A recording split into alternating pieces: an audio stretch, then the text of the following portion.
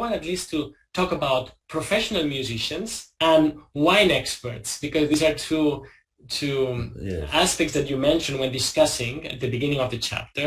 Again, we are talking about primary perception and not just visual, although we place a lot of emphasis on visual for obvious vision for obvious reasons. But then there's auditory perception, and then olfactory and gustatory, which very often gets some minutes on public TV, right? And so you mentioned auditory perception, and again, as with visual perception, so in auditory perception we have that the right hemisphere is better at pitch discrimination, at inflection, harmony, rhythm, and so on. So far, so good. But then you make this remark and you say, well, but for professional musicians, there's a more bilateral, in a way, addressing or representation of all these aspects of music. And then you say, well, this was discussed in your previous book, The Master and His Emissary. And you make a similar comment when talking about, again, olfactory and gustatory, and with respect to recognition of flavors, for instance, and wine recognition. And then you say, well, but in wine experts, again, both hemispheres play important roles. So I'm very curious to know what is going on there. Yes, well, so am I. But there are various possibilities. It's been suggested that maybe professional musicians use the left hemisphere more than non-professional musicians in the attention to music. This may be because they are trained to think more about the theory of music and to think more in the abstract about what is happening in the music rather than simply attending in a perceptual way. That may be the case, but there are other possibilities.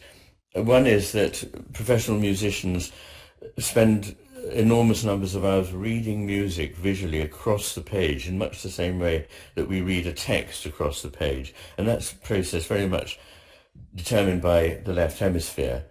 So it's possible that it's a kind of reading that is going on in the mind of professional musicians. Another possibility is that when a professional musician has familiarized himself or herself with a piece over and over and over again, many hundreds of times, the freshness of the piece of music is to some extent dissipated. And we know that freshness of experience engages the right hemisphere, but very familiar experience engages the left hemisphere. So all these possibilities are there. One thing that though fascinates me in relation to what I've just said is that it seems that Bach, the music of J.S. Bach, even in professional musicians, enormously importantly engages the right hemisphere more than the left. My way of understanding that is that it's impossible to listen to Bach exactly the same way twice. There is a lot of competition for attention and ways of perceiving, a kind of rivalry, if you like. And you can only, as it were, take in, at least consciously, one aspect of what one is being given. There is more than the conscious brain can cope with. And that maybe is one of the reasons why even professional musicians rely heavily on the right hemisphere in listening to music. You mentioned olfactory perception and gustatory perception.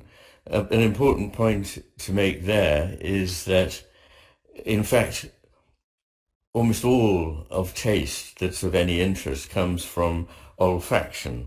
The tongue, the mouth, can only deal with 4 or 5 basic qualities: sweet, sour, bitter, salty, and the fifth that's been added to those traditional tastes that the tongue can make is umami, the taste that's associated with certain aspects of Japanese food.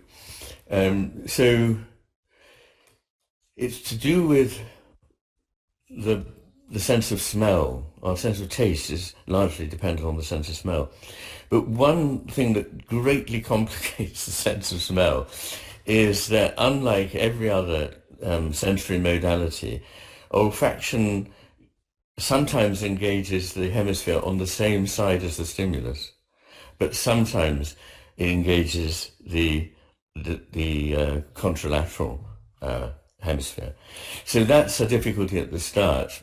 But when you come to look at the comparison between professional wine tasters and ordinary people enjoying a glass of wine, again you find that in the normal situation, it's largely the right hemisphere that is being active, but with wine experts it tends to be the left hemisphere. And that's thought to be, and it seems to me a reasonable suggestion, because wine tasters, professional wine tasters, are thinking in terms of categories, labels and names.